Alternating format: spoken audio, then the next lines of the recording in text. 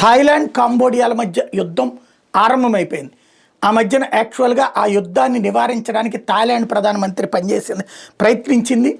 ఆవిడ్ని కాస్త ఆ పదవి నుంచి తీసేయడంతో యుద్ధం అనివార్యమైంది.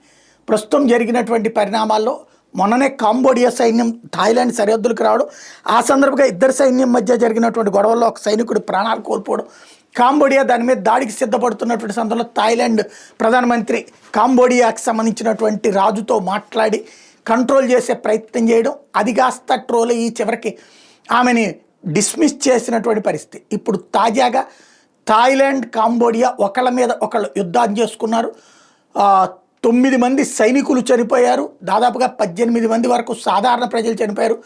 F-16 యుద్ధ విమానాలతో ఒకవైపున దాడులు జరుగుతున్నాయి, అలాగే డ్రోన్స్తో దాని మిస్సైల్స్తో మరొక వైపున దాడి జరుగుతుంది.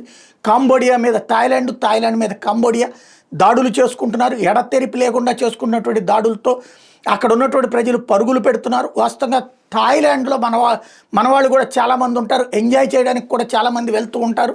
అలాంటి వాళ్ళందరూ కూడా ఇప్పుడు పరుగులు పెట్టాల్సినటువంటి పరిస్థితి వచ్చింది. థాయ్ మసాజ్ లాంటి ఎంజాయ్ చేసేవాళ్ళు కూడా పరుగులు పెట్టాల్సిన పరిస్థితి వచ్చింది.